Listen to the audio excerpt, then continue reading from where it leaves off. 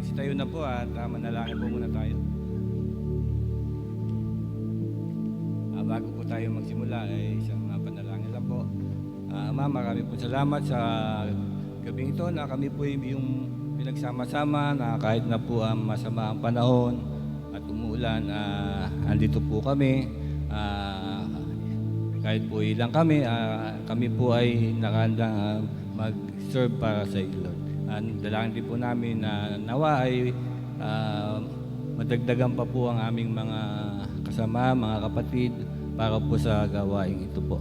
At dalangin din po namin yung kaligtasan po nila habang sila po ay papapunta sa lugar na ito po. Ito po ang aming dalangin sa iyong matamis na pangalan. Amen.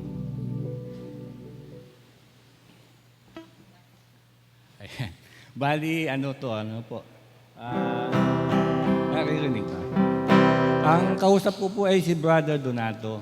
Ayan, sabi po niya, hanggang alauna ay bigyan ko siya ng time. Hanggang sa huli ay hindi po siya, nagsabi na hindi siya makakarating. Kaya po ako ang nakatayo dito ngayon. Sister Este. Sige po, tayo po ay umawit para sa Panginoon. Jesus ang lahat sa buhay, kaya may saya. Si Jesus ang lahat sa buhay, kaya may saya. Problema'y dumarating, tuwing kanyang lulutasin. Si Jesus ang lahat sa buhay, kaya may saya. Come fill my world, come fill my life, come take my hand and walk with me. Come fill my world, come fill my life, come take my hand and walk with me. Si Jesus ang lahat sa buhay, kaya may saya.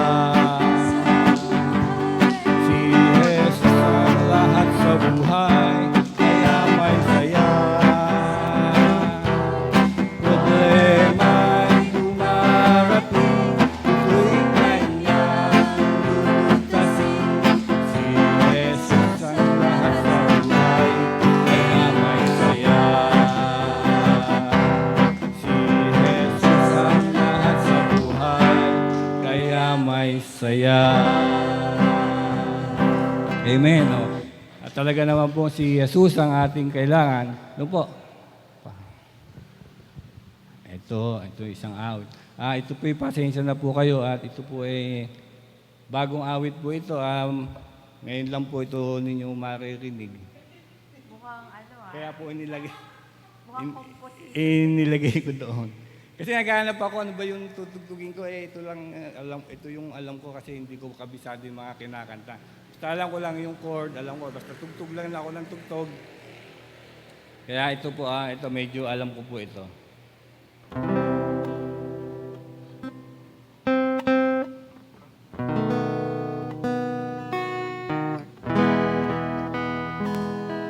Sa bawat araw ng buhay ko, ikaw ang ilaw sa landas ko. Sa gitna ng bagyo, pagsubok, pag-asa ko'y ikaw. O Diyos, kahit ako'y mahina, ikaw ang aking sandigan.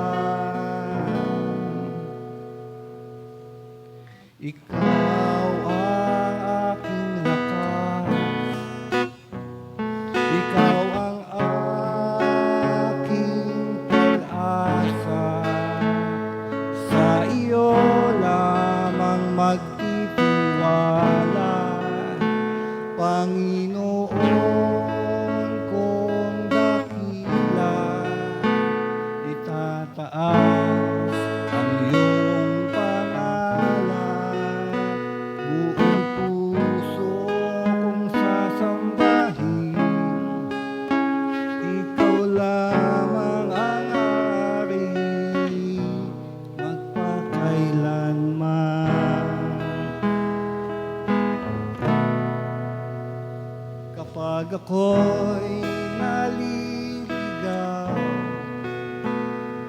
ang gabay ng buhay ko. Sa bawat hakbang na tatahakin, pag-ibig mo'y sapat sa akin. Dakila ka, Panginoon, walang katulad ang pag-ibig mo. Sa'yo ang papuri, magpakailanman.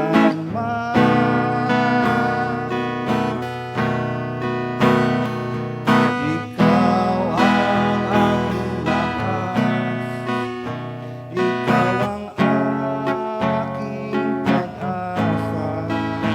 Sa iyo lamang magtitiwala, Panginoon kong dakila. Itataas ang pangalan, buong puso kong sasambahin. Ikaw lamang ang hari, magpakailanman. Ikaw lamang ang hari, magpakailanman. Salamat po sa Panginoon. Sino po dito?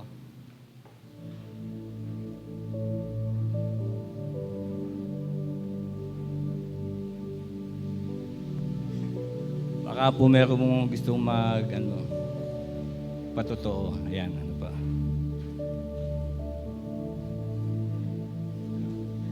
Ikaw, gusto mo. Ayan. Tinawag ko na kita.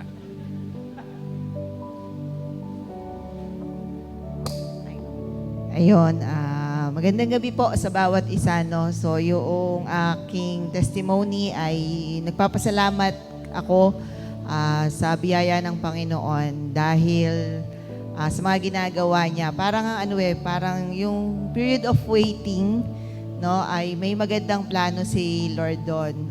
Actually, about yun sa promotion Pero meron kasing for context, para may idea yung bawat sa atin, no? Sa amin, sa DepEd kasi, para ka ma-promote, parang ang tagal ng hintayan.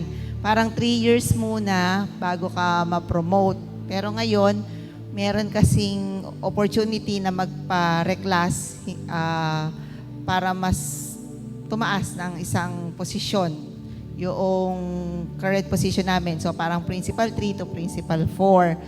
So, yun, in-encourage ako nung mga kasama, nung district supervisor na magpa-reclass. And hindi siya ganun kahigpit kasi pagka talaga ranking, medyo maduguan. Pero yun, maabot mo lang yung 50 points, okay na. Pasok na yung papers. Medyo matagal lang yung hintayan nun. So, thankfully, okay naman yung mga papers kahapon at na-sustain yung wisdom, na-sustain yung strength kasi bigla may interview, bigla may written exam. Pero itaguyod naman at sabi ko nga parang sa let yung result, passing grade 75. Pero okay na rin kasi maganda na score doon sa 50. So praise God at salamat doon sa kanya mga provisions na walang aksidente kasi ang dami-dami, yung parang may mga series of seminars na akala namin, nung una, akala natin yung mga bagay na nangyayari na yun, nakakapagod, no? Yung parang paulit-ulit, parang ayaw mo nang umattend. Pero eventually pala, magagamit mo pala yun, parang nagpopondo, may ginagawang way si Lord na makaipon ka ng papers, ng documents, at pagka nga dumating yung mga ganyang opportunity, meron kang i-withdraw, meron kang nakastock na mga ganon documents. So, praise God sa ginagawa niya. Patuloy na gagawing kabutihan sa buhay namin at syempre sa ating lahat. So, praise God po. Mga naka-red. Red team. Short lang. Ako po nagpapasalamat sa Panginoon. Nung Lunes ho kasi, Lunes ba yun, Han? Lunes yun, ano? Bibiyahe na lang ako. Naka-under na yung jeep. Palabas na ako ng garahe. Nakaramdam ako ng hilo. Yun, balik na naman.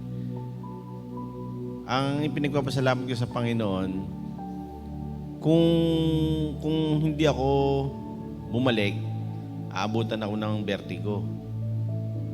Kaya malamang, di natin masasabi kung ano yung mangyayari kapag di ba, pagka yung vertigo ka, kala mo bang binabaliktad ka, no? Tama ba yun? Naramdaman ko na siya. Kaya hindi na ako tumuloy bumiyahe. Sabay uwi na uli ako. Kaya nagpapasalamat ako sa Panginoon kasi isang way din yun na iningatan ako ng Panginoon. So, nag-take ako ng gamot, nagpahinga sa tulong ng Panginoon. Nung Tuesday, okay na ako, nakabiyahe. Kaya salamat sa Panginoon. Lahat daw na nakarin. Lipstick, red din.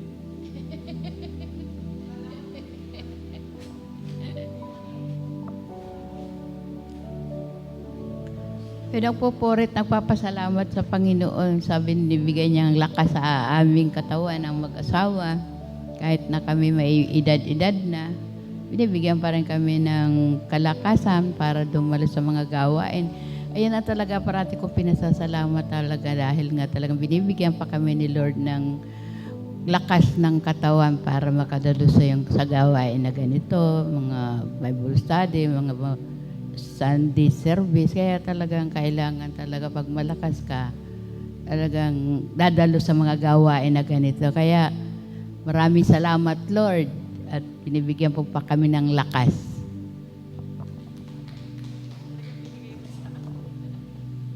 Lahat na naka-red. Ganun ba? Naka-red talaga. Nagpapasalamat ako sa Lord. Nung Sunday, pumasok kami, di ba, sa school, sa Foursquare. Nakaka-bless kasi minsan dito parang nagtuturuan pa tayo kung ano ba yung ipagpapatotoo natin o ipagpapasalamat sa Panginoon. Nung Sunday, habang nagdi-discuss kami, ang daming yung mga maliliit na bagay, pero maliliit na mga himala na ginagawa ng Diyos na sa taong kailangan, 'di ba? Yung kasi ako, na-bless ako dahil yung maliit, sabi ko nga kay Nelson, sabi ko, tingnan mo, no, kung sino yung mas hirap na hirap sa buhay, mas makikita mo sa kanila yung pagkilos ng Panginoon. Bakit parang sa mga katulad natin, hindi naman tayo halos lang, di ba? Pero yung mga simpleng bagay na gano'n, parang hindi natin nakikita. Bakit sa iba, nakikita nila yon, na nararanasan nila yon. Kaya nakakatuwa kasi makikita mo pa rin talaga yung pagkilos ng Panginoon in some very powerful way, kahit sa maliliit na bagay. Nung Monday din, hindi ako nakapasok kasi parang, Monday. Kasi parang parang hindi ko alam. Bukod sa, ang lakas kasi nung ulan nung alas 4, parang nakatamaran ko ng bumangon or siguro parang pagod na pagod rin siguro yung katawan, no? So, pinagbigyan ko muna yung ng katawan. And salamat naman sa Panginoon at yung isang araw na medyo relaxation na gano'n, napakalaking bagay para sa atin na mga nagtatrabaho. So, salamat sa Panginoon kasi siya yung nagre-replenish ng lakas. Thank you, Lord. Meron pa po ba na hindi naka-red? So, kung wala na po, tawagin na natin yung ating exhorter.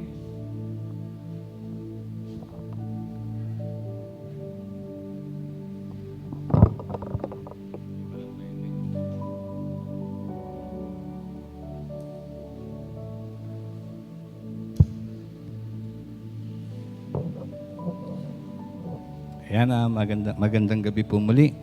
Bago po tayo magsimula, ay mag-pray po muna tayo uli. Dakilang Panginoon, magandang gabi po. Marami pong salamat sa gabing ito na yung pinagkaloob sa amin na kami pong muli ay nagkita-kita sa lugar na ito. Ngayon po ay aming pagsasalu-saluhan ng iyong mga salita. Ikaw po ang maitaas sa lugar na ito habang ako po ay iyong i-guide sa pag-deliver ng iyong mensahe. Ito po ang iyong dalangin sa iyong matamis na pangalan. Amen. Ayan po. Magandang gabi po. Umuulan. Salamat po at nandito tayo muli. Ano po? Sinabihan ko iba natin mga ka-adult, pero siguro, sabi ni brother, medyo matanda na ako, gabi na ikaw, sabi gano'n. Isa naman, yung kausap ko, siyempre medyo umuulan daw po, hindi na nila kaya. Salamat po sa Diyos at nandito rin tayo. So, yung pong aking mensahe ay, may tatanong po muna ako sa inyo. Siyempre, nandito tayo. No po, yung iba wala rin Ako siguro. Tatanungin ko, saan ba tayo natatakot? Ako, ako natatakot ko pagka umuulan. Kasi, sipunin ako. Sipunin ako, kaya ako natatakot pag umuulan. Ano po? Kayo po ba, sino po ba yung, ano po ba yung ating kinatatakutan? Brother Nelson, ano po ba ating kinatatakutan? Asawa. Si Sister Este. Yung vertigo. Ako din, madalas na ma-vertigo po. Sino pa po ba yung meron pa po dyan yung mga kinatatakutan natin? Ano po?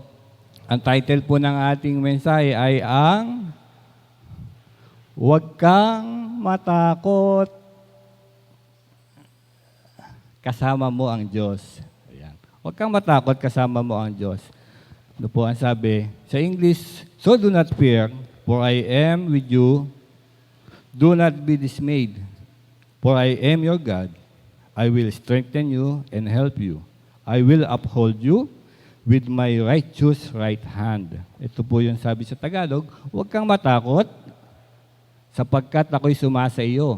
Huwag kang mangamba sapagkat ako ang iyong Diyos. Aking palalakasin ka? Oo. Aking tutulungan ka? Oo. Aking aalalayan ka ng aking matuwid na kanang kamay. Yan po ang sabi. Mga kapatid, sa buhay natin, natural lamang na nakakaranas tayo ng takot. Takot sa problema,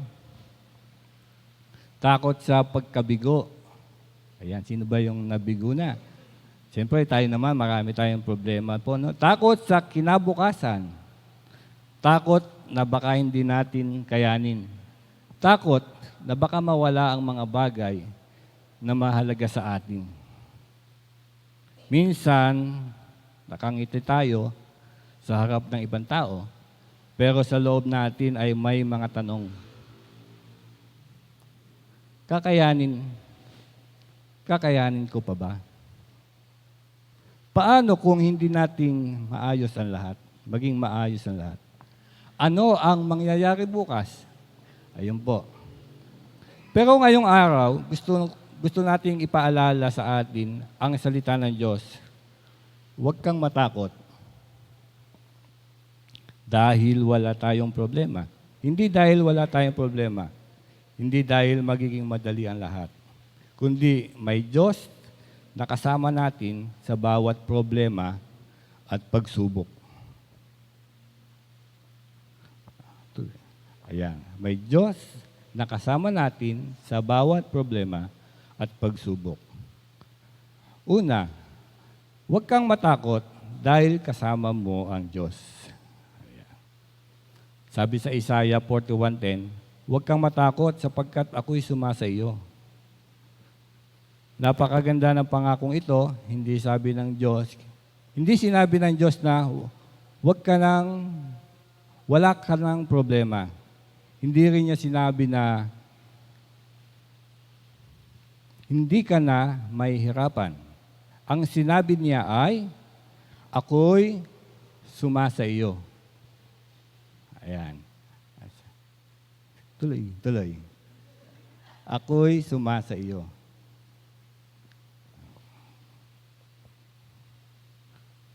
Ibig sabihin, maaring dumating ang problema, pero hindi mo ito harapin ng mag-isa. Maraming may unos, pero kasama mo ang Diyos. Maaring may pagsubok, pero kasama mo ang Diyos. Maaring hindi mo alam ang iyong gagawin, pero kasama mo ang Diyos. Minsan, ang gusto natin ay alisin agad ng Diyos ang problema. Pero may mga pagkakataon na hindi niya agad inaalis ang problema. Sa halip, binibigyan niya tayo ng lakas upang malampasan ito. Yun po, yung una, no? Yung pangalawa po natin, huwag kang matakot dahil may Diyos na magpapalakas sa iyo. Ayun. Sabi sa verse, aking palalakasin ka. Oo, tutulungan ka. Pagod na sa trabaho, pagod na sa responsibilidad, pagod na sa problema, pagod na sa taong umaasa sa atin. Minsan, sinasabi natin, Lord, hindi ko na kaya. At maaring tama tayo, hindi na natin kaya sa sarili natin lakas. Pero iyon ang magandang bagay tungkol sa Diyos. Kapag sinabi nating, Lord, hindi ko na kaya, sinasabi niya, anak, hindi mo kailangan kayaning mag-isa. Ako ang iyong lakas. Ayun. Sabi niya, ako ang iyong lakas. Kaya huwag mong isipin na hindi napapagod. Hindi dahil napapagod ka, ay mahina ka. Ang tunay na kahinaan ay hindi ang pagod. Ang tunay na kahinaan ay ang paglayo sa Diyos kapag tayo ay pagod. Kapag mahina tayo, lumalapit tayo sa Diyos. Kapag pagod tayo, nananalangin tayo. Kapag wala na tayong lakas, kumakapit tayo sa Kanya. Pangatlo, huwag kang matakot huwag kang matakot sa kinabukasan. Ayun yung future natin. Kinabukas, parang kinapos siya na Isa sa pinakamalaking dahilan ng ating takot ay ang mga bagay na hindi pa nangyayari. Iniisip natin, paano kung hindi magiging successful? Paano kung magkamali ako? O paano kung hindi ko makamit ang gusto ko? Paano kung may mangyaring masama? Napakaraming paano. Pero tandaan natin, hindi natin hawak ang bukas, pero hawak ng Diyos ang bukas. Ayan. Pero alam ng Diyos, hindi natin nakikita ang buong daan. Pero nakikita ng Diyos ang dulo. Kaya ang kailangan natin ay hindi laging certainty tungkol sa bukas. Ang kailangan natin ay faith sa Diyos na kasama natin bukas. Ayan. So, pang-apat po, huwag kang matakot kapag may pagkabigo. Yan, madalas na bibigo. Ano po? Lahat tayo ay maaaring mabigo. Pero tandaan, ang pagkabigo ay hindi nangangahulugan na tapos na ang plano ng Diyos sa buhay mo. Minsan, ang akala natin ay closed door. Pero maaring iyon pala ang redirection ng Diyos. May mga bagay na hindi binibigay sa atin dahil mas may magandang inilalaan ang Diyos. Kung kaya may bagay na hindi nangyari ayon sa gusto mo, huwag agad mawala ng pag-asa. Sabihin natin, Lord, hindi ko man naintindihan ngayon, magtitiwala pa rin ako sa iyo.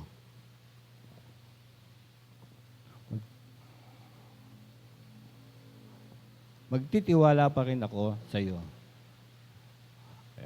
Ayan, Lord.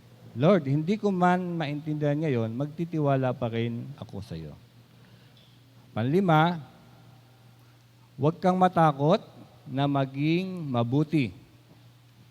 Ayun. Sa mundo ngayon, minsan nakakapagod gumawa ng mabuti.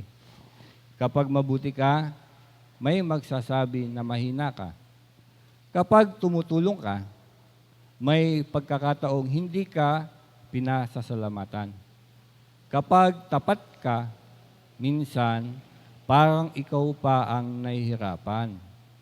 Pero ang sabi sa Galatians 6:9, huwag tayong mga pagod sa paggawa ng mabuti. Mga kapatid, ituloy natin ang paggawa ng mabuti. Kung ikaw ay guro, magpatuloy kang magturo. Kami yon. Kung ikaw ay school leader, kami din yon. Magpatuloy kang mamuno ng may malasakit. Kung ikaw ay isang empleyado, magpatuloy kang maging tapat. Kung ikaw ay magulang, magpatuloy kang magmahal at gumabay. Maaring hindi agad makikita ng tao ang iyong sakripisyo, pero nakikita ito ng Diyos. Yun. Konti na lang po. Number 6. Huwag kang matakot dahil hindi ka nag-iisa. Yun. May mga pagkakataong pakiramdam natin ay nag-iisa tayo. Pero ang sabi ng Diyos, ako'y sumasa iyo. Napakalaking bagay nito. Kapag walang makakaintindi sa iyo, may Diyos. Kapag walang nakaka-appreciate sa ginawa mo, may Diyos. Kapag pagod na pagod ka na, may Diyos. Kapag umiiyak ka ng palihim, may Diyos. Kapag hindi mo alam kung saan ka pupunta, may Diyos. At higit sa lahat, kapag pakiramdam mo na nag-iisa ka, huwag nating kalimutan na kasama natin ang Diyos. Isang simpleng ilustrasyon. Isipin natin ng isang batang naglalakad kasama ng kanyang ama. Habang naglalakad sila, nakikita ng bata ang madilim na daan. Natatakot siya. Sabi niya, Tatay, natatakot ako. Pero inawakan ng ama ang kanyang kamay at sinabi, Anak, huwag kang matakot, nandito ako. Hindi naman biglang lumiwanag ang buong daan. Hindi rin nawala agad ang balakid. Pero nagkaroon ng lakas ng loob ang bata dahil hawak niya ang kamay ng kanyang ama. Ganyan din tayo. Minsan hindi agad aalisin ng Diyos ang problema. Pero hahawakan niya ang ating kamay habang tayo ay dumadaan dito. Mga kapatid, kung may kinakarap tayong problema, gusto kong sabihin sa iyo, huwag kang matakot. Kung nahihirapan ka sa trabaho, huwag kang matakot. Kasama mo ang Diyos. Kung may problema sa pamilya, huwag kang matakot. Kasama mo ang Diyos. Kung nag-aalala ka sa kinabukasan, huwag kang matakot. Kasama mo ang Diyos. Kung ikaw ay nabigo, huwag kang matakot. Hindi pa tapos ang Diyos sa buhay mo. Kung hindi mo alam kung saan ka patungo, huwag kang matakot. Hawak ng Diyos ang iyong kinabukasan. Tandaan po natin, kapag may problema, manalangin. Kapag may takot, magtiwala. Kapag nanghihina, kumapit sa Diyos. Kapag hindi mo alam ang gagawin, humingi ng gabay sa Diyos. At kapag dumating ang tagumpay, magpasalamat sa Diyos. Dahil ang tunay na lakas ng isang tao ay hindi dahil kaya niyang harapin ang lahat. Ang tunay na lakas ay ang pagkakaroon ng pananampalataya. Hindi ko alam kung ano ang mangyayari, pero alam kong hindi ako nag-iisa. Kasama ko ang Diyos. Kaya mga kapatid, huwag kang matakot. Huwag kang matakot sapagkat sumasayo ang Diyos. Ito po ang sinasabi sa Isaiah 41:10. Okay? Tapos na po yung mensahe. Nawa po ay may napulot po tayo na mensahe at tayo po ay manalangin. Maraming salamat po sa iyong salita na nagpapaalala sa amin, huwag kang matakot sapagkat ako'y sumasa iyo. Huwag kang mangamba sapagkat ako'y iyong Diyos. Panginoon, naamin namin na may pagkakataong kami ay natatakot, nanghihina, nag-aalala, at hindi alam kung ano ang mangyayari sa buhay. May mga problema kaming hindi namin kayang lutasin. Mga pagsubok na tila nakakabigat at ang mga bukas na hindi namin nakikita. Ngunit ngayong araw, pinili naming magtiwala sa iyo. Kapag kami ay natatakot, papaalala mo sa amin na kasama ka namin. Panginoon, hawakan mo ang aming kamay habang kami ay dumataan sa mga pagsubok ng buhay. Hindi man namin alam ang mangyayari bukas. Alam namin ikaw ang may hawak ng aming kinabukasan. Tulungan mo kaming huwag pangunahan ng takot, kundi pangunahan ng pananampalataya. Turuan mo kaming manalangin sa halip na mangamba, magtiwala sa halip na matakot, at kumapit sa iyo sa bawat pagkakataon. Pagpalain mo po ang aming pamilya, trabaho, paglilingkod sa ministry, at bawat responsibilidad ay pinagkakatiwala mo sa amin. Bigyan mo kami ng pusong matatag, mapagpakumbaba, mapagmahal sa aming at handang maglingkod sa aming kapwa. Ito po ang aming dalangin sa iyong matamis na pangalan at aming tagapagligtas. Amen. Maraming salamat po.